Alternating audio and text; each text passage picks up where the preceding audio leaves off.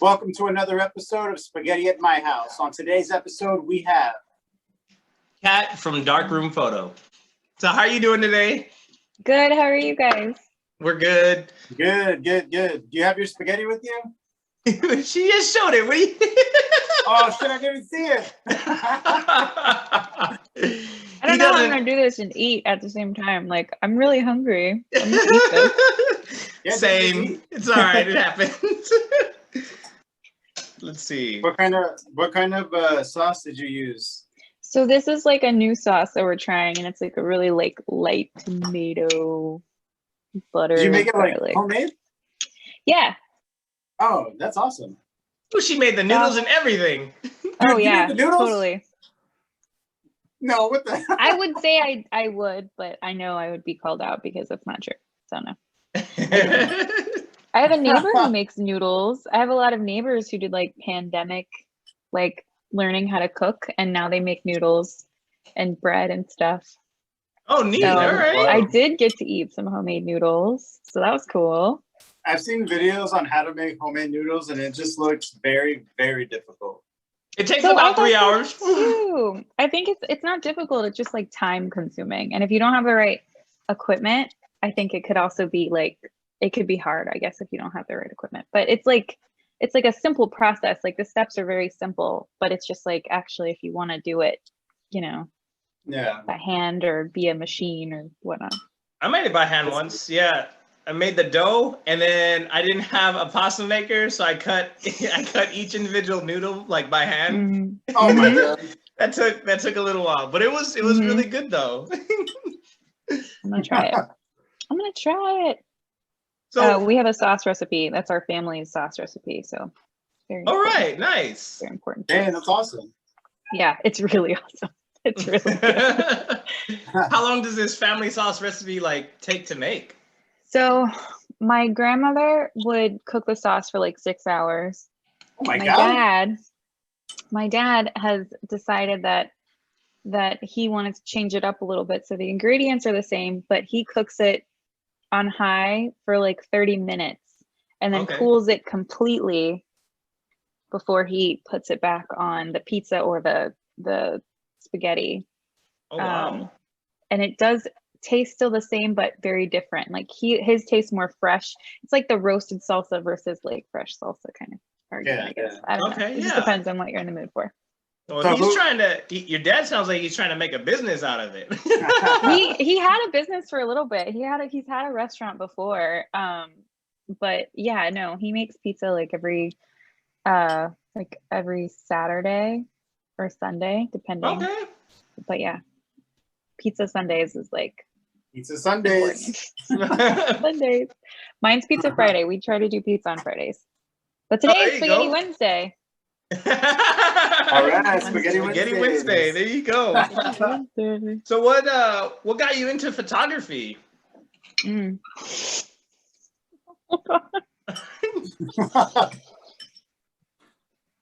I've been shooting since I was probably 8 years old. Oh wow. Oh wow. My dad or my mom, I can't remember who, gave me this like little camera. So it's like a little spy camera. Oh, cool. See, this is the film right here. So this lifts up and the film is just taken out and then put back in. The film looks like a little skateboard. Yeah. And so you're walking around with this little thing and nobody knows, like it's a little wind up camera. So dude, where in the world did your parents get that from? This was from the Nature Company outdoor mini camera. Oh, okay. So wherever that. But it uses 110 film, which is cool. But anyway, they gave this to me and I just like I was just like shooting and they couldn't get me away from it. And I remember the first picture I developed, my sister's head was like cut off. Like it was really and then when I was in 8th grade, I asked for another camera for my birthday. I got that. And then when I was in high school, I took my first darkroom class and then it was like over. It went from just something that I like to do to something that I was like, this is what I want to do for the rest of my life. Right. And so I kept going in college. I got an editing job because digital, I'm old, I'm going to date myself.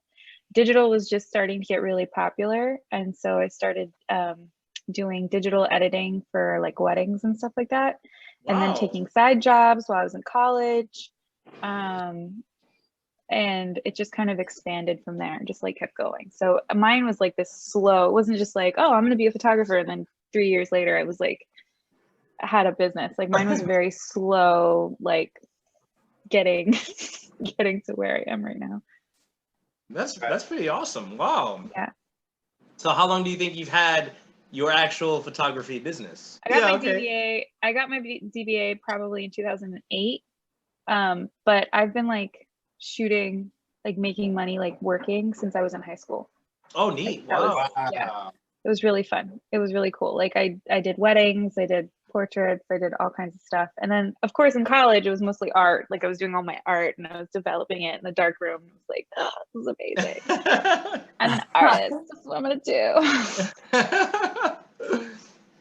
So do you like black and white or color photos more? Like which one is your favorite?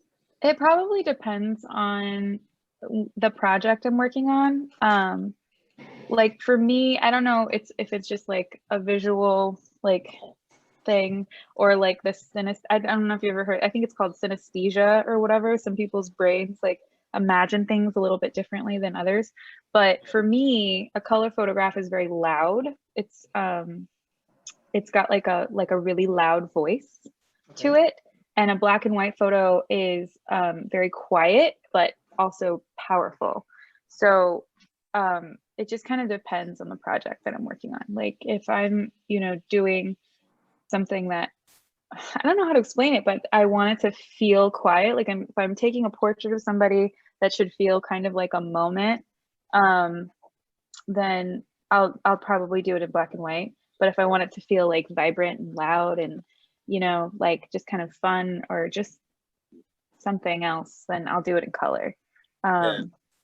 Unless the lighting's bad, and then it's black and white. That's the old saying, like, oh, if the lighting doesn't work, put it in black and white. It'll fix it, and it'll be great. So it just depends. I love both. Obviously, black and white's gonna have like a place in my heart because that's like Darkroom. That's where I started. I started developing black and white first. But yeah, I enjoy both. What is your favorite lens and most expensive lens? And then on the favorite lens, what is special about it? Oh my gosh. How do you choose between your children? Oh, okay, really yeah, right. That's the most quiet. Let's see. I want to say there's 3. There's my and they're all kind of close together, which is funny. It's my 35 millimeter, my 50 millimeter, and my 85 millimeter. Oh, wow. My 50 millimeter is something I can put on my camera and I can shoot almost anywhere and do almost anything. I can do a portrait, or I can do kind of like, something a little farther back and grab a little bit of action. My 35, I'm using that mostly for any kind of like photojournalism kind of vibes. It's a little bit wider, you're a little bit, farther away from the action. And then 85 is a beautiful, beautiful portrait lens that I love to use. And that kind of takes you a little bit farther away from the subject. And so that's kind of nice. I want to say my most expensive lens is actually none of those. It was my 24-70, and it was somewhere up in the like 2000s at the time when I bought it. Oh, wow. Yeah, and that's just like super standard. I mean, you're gonna pay, if you're gonna have good glass that you're gonna have forever. Yeah. You're gonna pay good money for it. So, but I also have like a thrifty 50. It was like $100, and I use it. I use it on my film camera all the time, and I love it. It's great. Okay. So it's just, the equipment's really expensive. Like equipment's expensive. Like my most updated body camera was like $4,000, and the one I'm looking at that I would like to get is closer to like 10. And I remember when I first started thinking like, there's no way I'm never going to spend that kind of money on a camera like that. That's insane. But if there's anything I've learned, like, yes, to be a good photographer, you have to be able to use anything to get a good shot. And that's like, you should be able to have an iPhone and just be able to do it. and that's great, and I can. But also, if your equipment's holding you back, then that's also, you know, an issue. And me being the way I like to shoot, and I really enjoy being able to make pictures in really hard lighting, or like hard to use lighting, or lighting that people aren't comfortable with. I need good equipment. That makes sense. Yeah. Whenever somebody first came to you about nude photography, how did you go about it? This is a really, are we going into here? Okay. We're going in. All right. Yeah. All right. Here we go. So, God, do I want to tell a story? I don't know. Let's do it. You don't have to name any names though. All right. I feel like this happens to a lot of people. I feel like this happens probably to a lot of people who are starting. This is when I was just starting. This is like pre-kids. This is like, I'm really just putting myself out there. Craigslist is a thing that's happening more. It's less creepy. Wow. People are like, I'm a photographer on Craigslist or whatever. Yeah. I was approached by a company, and at the time, like, again, just kind of starting to make money, not really much. Like, I'm working also at a pet store. And I get approached by a company who's like, we want you to do some photography. It's nude photography, but we're going to pay you $3,000 a week. And I was like, wow. All right. Yeah, bring it on. And they're like, this is, you know, it's not like two people, it's one person, but they will be nude. You have to have a space, which I had. You have to have equipment, which I have. And then it was like, but you have to find the models. And I was like, well, that seems a little weird, but we give you a stipend to pay the models. And I'm like, okay, well, maybe that would be okay. Like, I'm sure there's a lot of people that would be down for some nude stuff. And then they gave me the shot list. It was a very specific shot list. And when I got to the word close up of the rosebud, I was out. Oh, wow. Out. Wow. Okay. Yeah. So I was like, that's not something I want to do. No. It went from like, I can make this tasteful and beautiful to like, oh, they just want me to like really get in there and do some stuff. And then like the farther you go down, it was like, your models can't look drugged up. And I'm like, are people drugging people to take photos?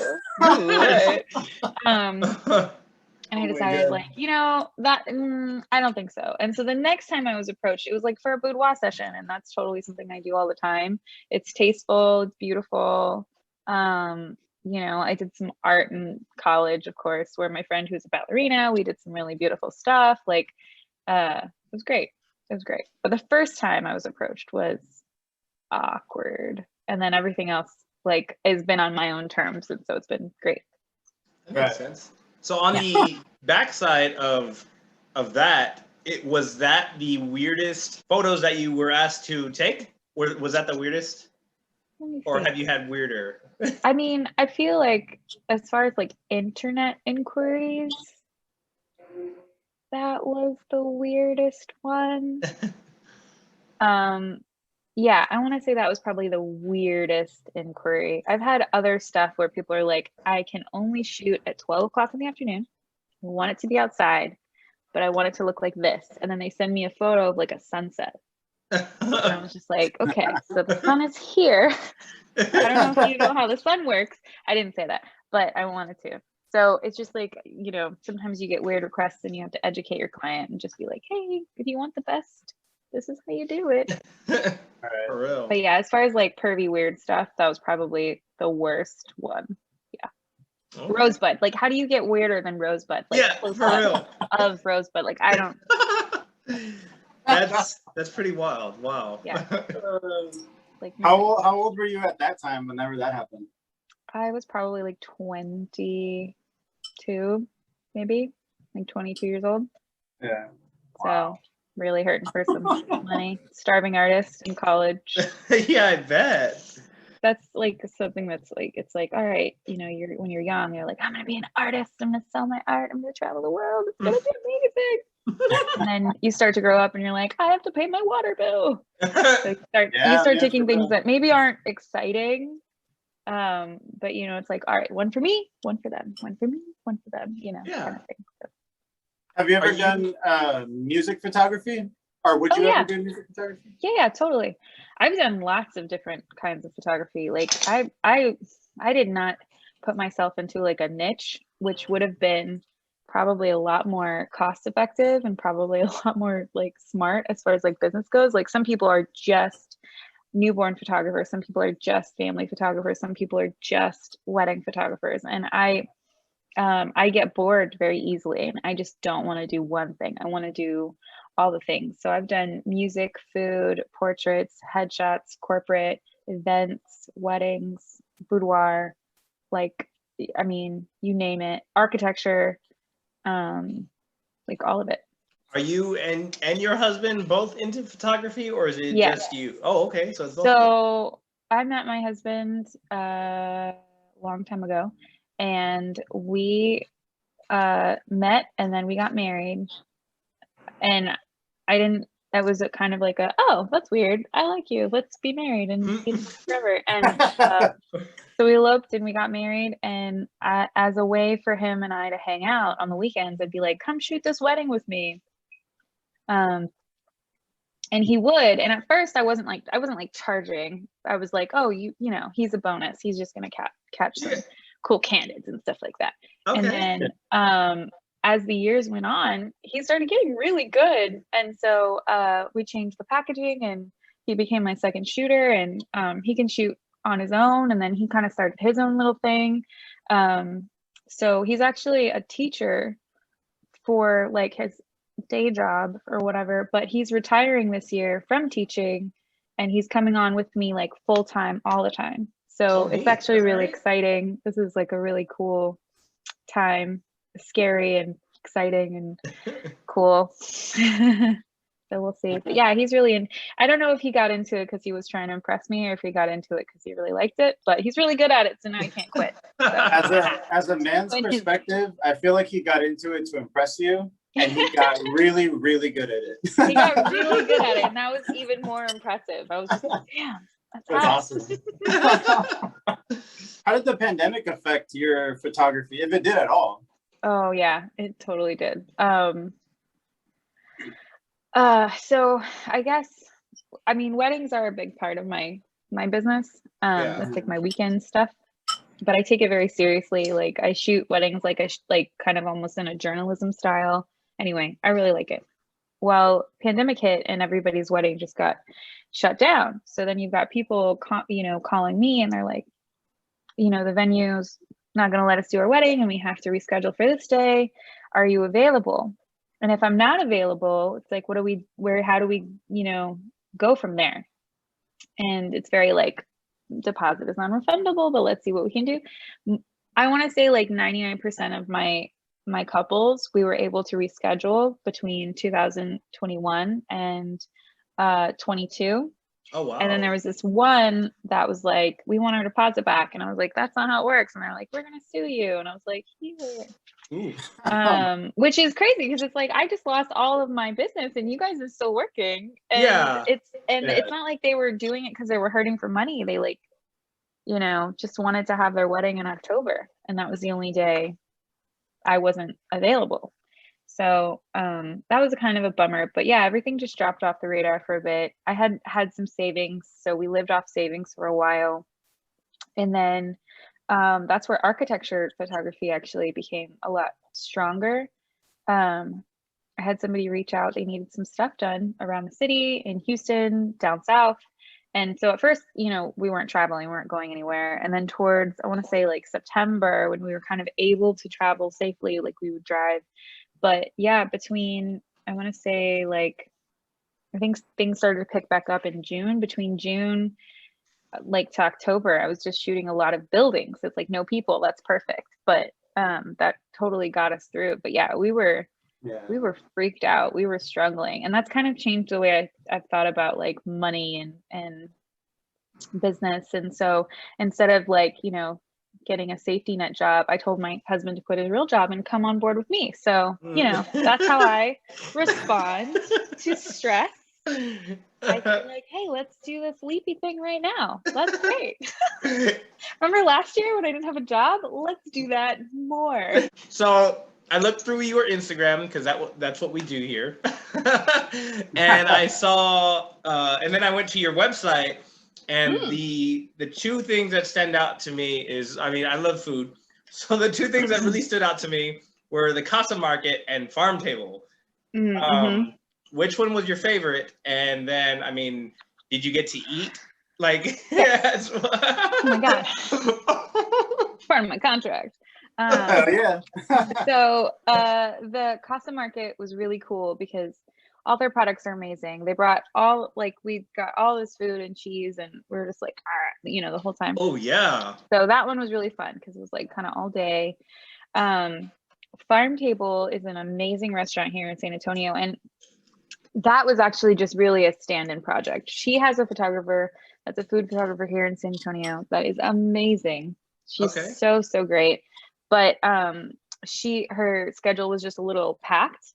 And so I just kind of like took over that one shoot for her. But I liked it so much. I was like, I'm gonna throw this on my website. This is great. But yeah, the food was really great at that shoot too. Very different vibes on both of those. Like one feels a little more corporate and one feels a little more vibrant and bright. Yeah. So you can't ask me to choose my favorite. I don't really have a favorite. Like I said, I get bored really easy. So it's like the next favorite is the next one. Like that makes sense. Stuff I shoot tomorrow is gonna be like, oh man, I did this awesome thing yesterday. It was great. Yeah. Tomorrow I'm gonna do this. It's gonna be great. So the amount of food in the pictures, did you like the charcuterie board? I saw that. That was really like amazing, and yeah, it looked really nice. And so was that, what did they do with it afterwards? I mean, we ate it. You ate it. Okay. That's awesome. Let's see. So I want to say everything that was there. Farm Table, we styled it kind of together. She knew how the look that she was going for. Yeah. But the charcuterie stuff I styled. And so that was really, I don't know. I think they took like 2 or 3 pieces of cheese and they left me the rest, and I just packed that up. Yeah. Took it home. That's really ate it for nice. dinner. It's great. Yeah, it was really cool. So most of the time, if you're using like a food stylist, they're spraying stuff on the food that's not going to be edible.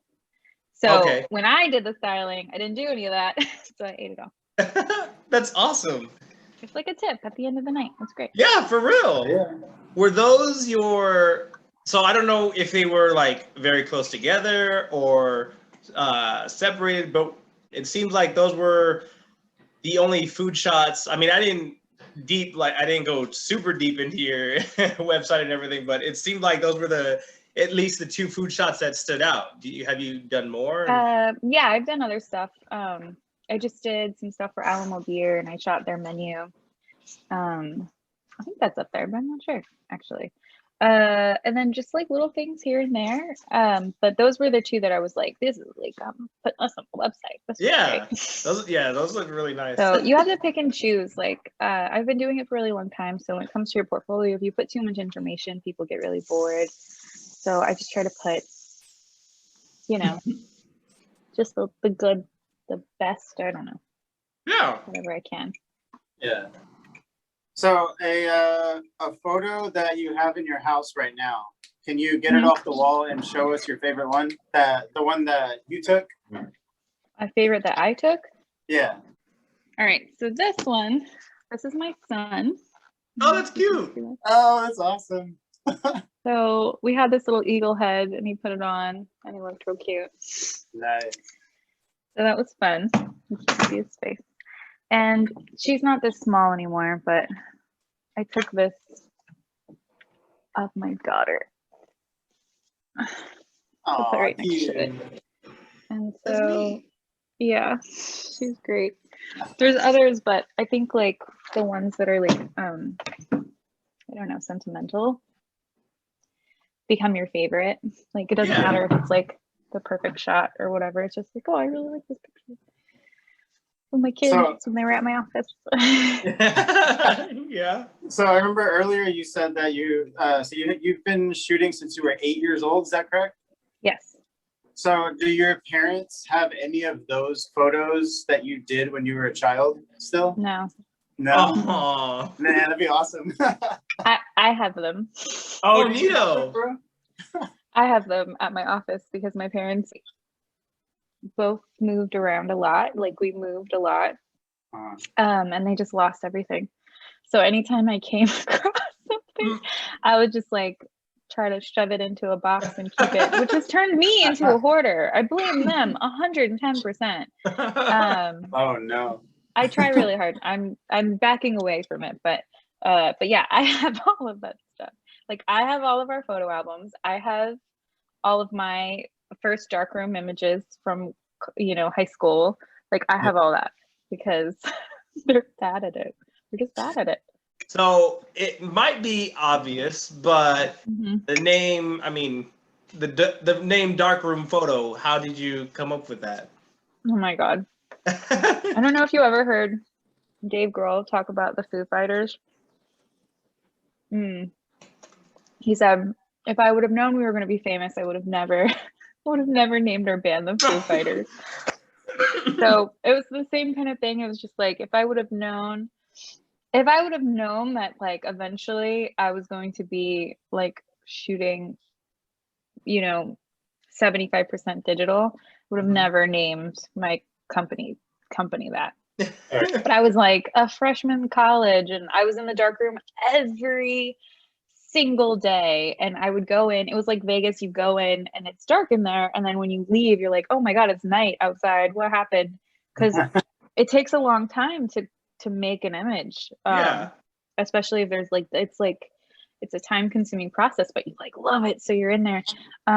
So Darkroomfoto, yeah, I was like, oh, this is great. Darkroomfoto, like that's me. Like I'm in the darkroom every day. This is great. Yeah. And now people are calling me like, hi, I'm looking for a darkroom to develop some stuff. I'm like, yeah, sorry, I don't do that. Sorry. But it's like at this point, it's like my brand. You know what I mean? I can't just change my name. Yeah. Which is kind of a bummer, but that's fine. I like it. I like it still. Like I do have a darkroom. I just don't let other people like use it, I guess. Yeah. I've always like thought... I'm not like a darkroom. I've always thought of, how they have like painting with a twist, how you go and do that. I've always thought like taking pictures together, like either on a date or, on a date or out with, somebody special, and then developing them together in a dark room would be like a great like date experience. Cool. That would be a hot date. That would be a hot date. It's like the pottery, but with like chemicals. Yeah. I dig it. How long would that take? Is that like a 6-hour process or? Yeah, that's a long ass date. That's a really long date. Let's see. I would get a good film camera and do some street photography, maybe portraits of each other. Yeah. Some Ilford film. Rolling the film, if you've never done that before, is going to take a little bit. Probably like, it takes me like 2 minutes, but it'd probably take you like, I don't know, a while. I would practice before I did it. Okay. And then you have to go in and you have to develop the film. That takes probably about 30 minutes. And then you have to let the film dry. So that takes a while. Yeah. If you have a dryer. If you don't have a dryer, you should probably wait a day. That's a long ass date. Yeah, it's a long date. We'll complete this date tomorrow. Okay. So, but like, hear me out. You could make it work. If you had a film dryer, you would do the photos, do the film, develop the film, put it in the film dryer, go eat. Go take her out to eat. Right. And then come back and cut the film. And then you have to like make a sheet. And then you have to do the actual, like, all the rest of it. Like, you put all your film on the sheet, and then you make a, oh my God, I can't believe I'm blanking on this. It's like the most common word in photography. Oh, Lord. Proof sheet? No, that's not it, but it's like that. You make a proof sheet, and then you choose the photo you want to develop, and then you got to get your paper, and then you got to get your lighting, and you got to do tests. And then once you've actually put it in the enlarger and done it, then you got to put it through the chemicals. And then you're like, oh no, there's a big piece of dust over her eyeball. And you spray the film, and then you do it again. Oh, wow. Yeah, it's a whole thing. But it would still be a fun date to do just the developing of the film. Yeah. Like if you didn't have an enlarger, you could just do the film, because you could do that anywhere. You could do that in your bathroom. You could do that anywhere, and then you can like use your phone now as like a light box, and you can see what the image is. Okay, Really yeah, cool. that's so neat. it's still doable. Okay, You need to write like a how-to on that and then publish it. You know what? I'm gonna do it. I'm gonna write that down. You Business got- idea. Yeah, there you go. Painting with a twist, but not really. Let's see. Drunk photography. That's what you Oh my Ooh, gosh. yes. Ooh, that's a good idea. Beers and cameras. Here's some cameras. Yeah. Mhm. So when you did do darkroom photography, or if you still do you ever do the, what is it like? Is it called the overexposure, where you're like developing it and then you like introduce a little bit of light into the dark room or the dark, yeah, the photo, and it makes it really cool on one side, or it Oh, like messes a it light up leak? basically? Like what? Like a light leak. Yeah, is that okay? Yeah. So a light leak, I've never done it on purpose, like after the fact, but sometimes you can get like an old pinhole camera or something like that, and it's naturally going to have light leaks in it, or like older cameras will naturally have like light leaks in them. Okay. So if you have a camera that you know that does that, sometimes it can be really fun. I've never done it on purpose though. Like after, like in the dark room, like after the fact, I've never done that. But that sounds like a cool thing. I could get behind that. I might try that. Okay. All right. Okay. I also saw on your Instagram you went to Colombia. How was that experience and everything? That was amazing. Colombia is amazing. It was really beautiful. It was very hot. The bride was like, hey, everybody, wear, linen, wear something very breathable. It's very humid here. And I'm like, I'm from San Antonio. It's so humid here. Like, no, I was wrong. I was dead wrong. I've never had more moisture. It felt like you were just showering in a hot shower like all day. Like you were just covered in sweat. Your clothes were just soaking wet. Oh my God. All the time. It was so gross, but it's such a beautiful place. And we had some great experiences. I was able to bring my family. So that was cool. But yeah, anytime you have an opportunity to go somewhere where you've never been or you don't know anything about, that's really great. Like I love that. It's unexpected and it's cool. Yeah. So like I've been to Cambodia, Colombia, Barcelona, and then all the other regular places. Oh Like my Mexico God. and Is this like, were these all like friends or relatives, or were you like? So Cambodia, I was visiting my brother. He was in the Peace Corps at the time. Okay. And I was like, I'm gonna be a Nat Geo photographer. Yeah. That was where I was at in my life. So I took pictures of absolutely everything. It's insane. And then I was there for 3 weeks. It was really great experience, like all the way around. And then Barcelona, we have 2 best friends that live there. Colombia was for work. Puerto Rico was for work. What else? Like anywhere else in the country usually is either for work, but I do have family on the East Coast and family on the West Coast as well. So that's kind of nice too. To travel. So you said that you're married with 2 kids. Yes. Who did you get to shoot your wedding? I eloped. Yeah. So you did your own photos. No. No.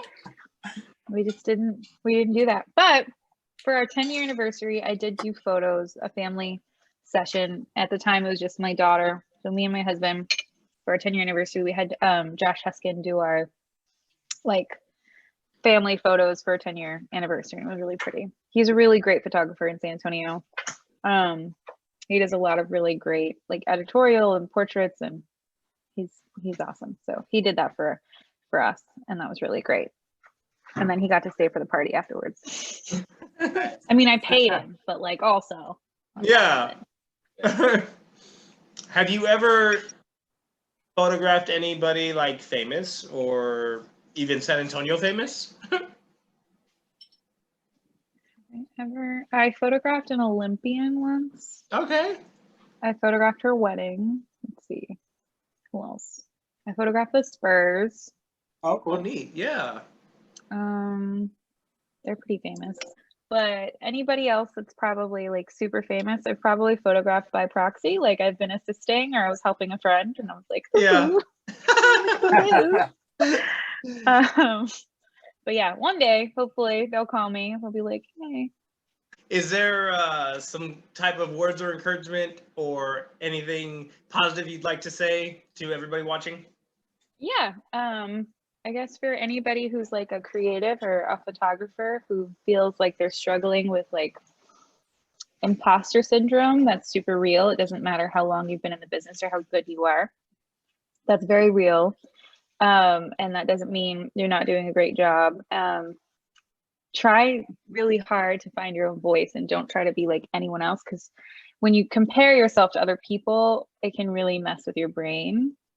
And creativity, like if you're ever in like a rut or you're feeling not creative, there's so many amazing like photo books out there that you can kind of like read and go through and do just different kinds of like practices. And like just because somebody else has done something close to what you're wanting to do, that doesn't mean that like you can't do it. Like that extra ingredient is you, and it doesn't matter, you know, you're not gonna be able to copy that other person.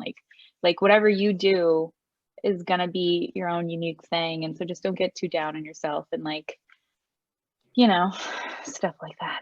That's it. All right. Good luck. Good luck. I like that. And where can everybody find you? And also, are you just San Antonio based? Like, can people contact you to come?